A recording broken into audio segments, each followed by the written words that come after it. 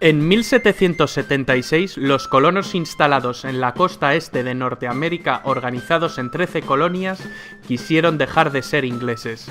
Este año firmaron la Declaración de Independencia y anunciaron al mundo la creación de una nueva república y se dispusieron a defenderla con las armas, frente a uno de los mejores ejércitos de la época, el ejército de Su Majestad Jorge III.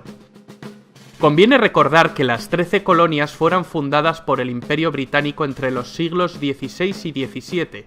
Estas colonias eran Massachusetts, Nuevo Hampshire, Rhode Island, Connecticut, Nueva York, Pensilvania, Nueva Jersey, Delaware, Maryland, Virginia, Carolina del Norte, Carolina del Sur y Georgia. El detonante principal de la revolución de las 13 colonias lo encontramos en las medidas que impuso la corona británica tras la Guerra de los 7 Años. Se denomina Guerra de los 7 Años a una serie de conflictos internacionales por el control colonial. Los dos principales oponentes fueron Francia y Gran Bretaña.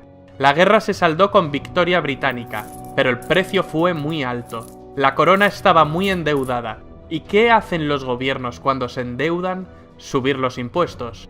Y los que salieron más perjudicados fueron los colonos ingleses del norte de América. Pero es justo recordar que la monarquía británica no era la más autoritaria de Europa. El sistema parlamentario inglés se había fraguado mucho antes con la Revolución Gloriosa y la Declaración de Derechos, que culminó con el Acta de Unión de 1707. Este sistema de corte liberal fue el primero en reducir el poder del monarca y marcó un ejemplo para el resto de las naciones-estado modernas que todavía andaban en el absolutismo. El sistema parlamentario inglés supuso una oleada de liberalismo que puso en crisis el antiguo régimen. La vida política de las colonias se desarrolló con cierto grado de autonomía, creando sistemas de gobierno propios, pero la guerra modificó radicalmente el panorama anterior. La nueva intervención inglesa sobre la actividad económica de sus colonias americanas para beneficio de la capital hizo que progresivamente los colonos se fueran resistiendo al control londinense. Consideraron abusivas las nuevas políticas económico-fiscales y administrativas. No hay tributación sin representación, fue el lema con el que las 13 colonias denunciaron los impuestos como ilegítimos al no estar representados en el Parlamento británico, ya que el Bill of Rights prohibía el cobro de impuestos sin consentimiento parlamentario.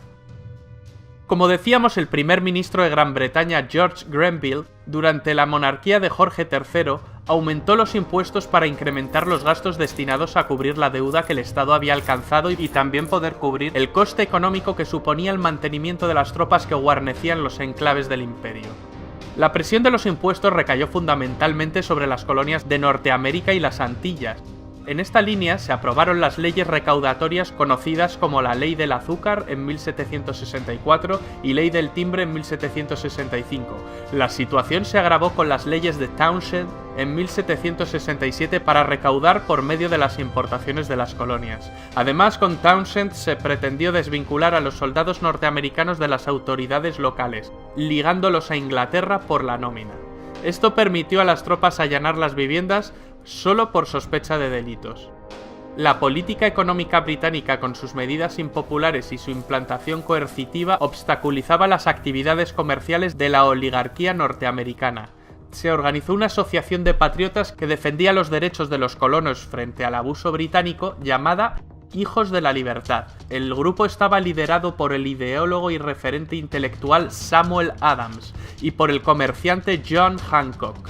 Los conflictos sociales no tardaron en aparecer. En 1770 ocurrió la masacre de Boston, en la que los soldados que ocupaban militarmente la ciudad dispararon contra la multitud que protestaba, muriendo 5 estadounidenses. Samuel Adams afirmó que esa noche fue el detonante del deseo de independencia. El hecho llevó al monarca Jorge III de Inglaterra a eliminar los impuestos aduaneros, dejando solo aquel que pesaba sobre el té, aunque notablemente reducido.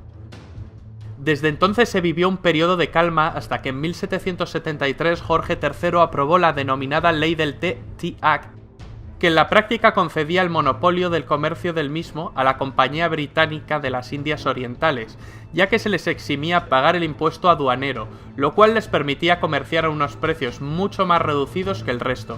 Esta gran compañía actuaba como un gran lobby y ejercía gran influencia en el Parlamento. En 1773 los Hijos de la Libertad se pronunciaron en contra de la ley del té y planearon el Boston Tea Party. Cuando la privilegiada Compañía Británica de las Indias Orientales descargó en Boston una partida de té, algunos habitantes de la ciudad se disfrazaron de indios Mohawks y echaron al agua el cargamento. El desafío fue contestado con la aprobación por parte del gobierno británico de los llamados decretos intolerables en 1774, que limitaban las competencias de las autoridades coloniales, interviniendo y creando un estado de excepción. Esto desencadenó la celebración del primer Congreso Continental que reunió a los representantes de las colonias en Filadelfia. Se reclamaba al rey inglés el derecho de las colonias para hacerse cargo de sus asuntos internos sin injerencia del imperio, lo cual supondría el fin de la relación colonial. Las posiciones de los colonos eran diversas, unos pedían la independencia y otros querían mantener el vínculo, pero reclamaban más autonomía y más derechos. En cualquier caso, la petición al rey no fue aceptada por los ingleses. Comenzó el boicot a los productos comerciales británicos. En 1775 estalló la guerra que durará hasta 1783. Los hechos que iniciaron las acciones bélicas y que acabaron con las posibilidades negociadoras para la resolución del conflicto se iniciaron en Lexington y Concord, en abril de 1775.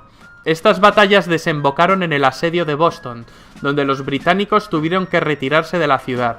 Al mes siguiente empezaron las reuniones del Segundo Congreso Continental, donde se abordaron temas militares para lograr la organización formal y eficaz de un ejército, más allá de los milicianos.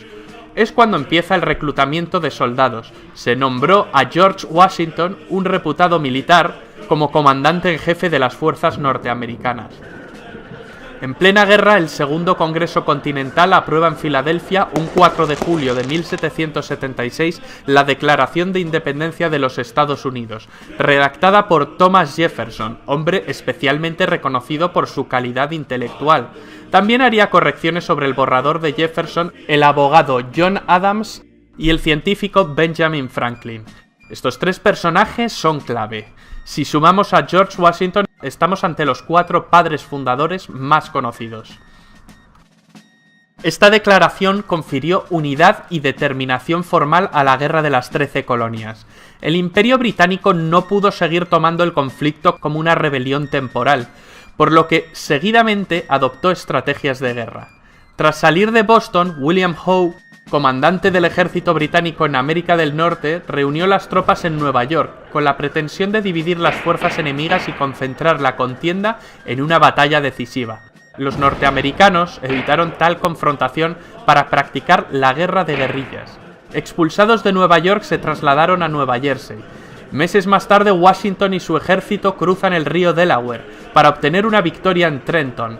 Ese mismo año, la victoria continental en Saratoga fue decisiva. Este fue el punto de inflexión que decantó los apoyos externos hacia los norteamericanos.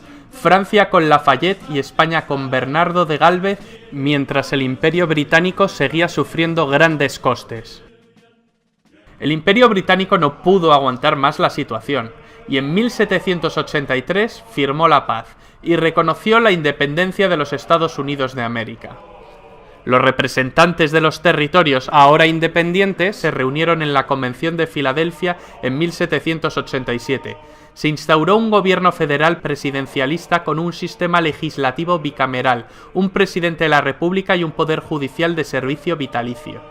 Lo que en un principio fue una discusión para la reforma de los artículos de la Confederación por el Segundo Congreso Continental desembocó en la redacción de la Constitución de los Estados Unidos, ratificada por el pueblo en convenciones en cada estado, con el nombre de Nosotros el Pueblo, We the People. En las elecciones de 1789, Washington fue elegido primer presidente de los Estados Unidos. John Adams y Thomas Jefferson acabarían siendo el segundo y tercer presidente. ¿Cuáles fueron las consecuencias de la independencia de Estados Unidos? Las principales fueron la Revolución Francesa y el proceso emancipador de Latinoamérica. La Revolución Francesa. La Ilustración había servido de impulso a las 13 colonias. Tanto la influencia de la Ilustración como el ejemplo de los Estados Unidos sirvieron de trampolín ideológico para el inicio de la Revolución en Francia. El proceso emancipador de Latinoamérica. El esquema colonial padecía los achaques de la vejez. La independencia de Estados Unidos y la posterior Revolución Francesa son episodios que no pasarían desapercibidos a ojos de las élites de América del Sur. En 1808, la invasión francesa de España acabó con la deposición de Fernando VII, el rey felón. El hermano de Napoleón, José Bonaparte, se hizo con el trono español. Ahora las colonias españolas eran dependientes del hermano de Napoleón, a quien encima le crearon fama de alcohólico. ¿Acaso esto no era motivo suficiente para emanciparse? Fernando VII acabaría recuperando el trono tras la Guerra de Independencia Española contra el invasor francés, pero la reinstalación del absolutismo no sintonizó lo más mínimo con los vientos liberales que soplaban. El argentino José de San Martín y el venezolano Simón Bolívar acabarían liderando la causa independentista de las colonias españolas de ultramar.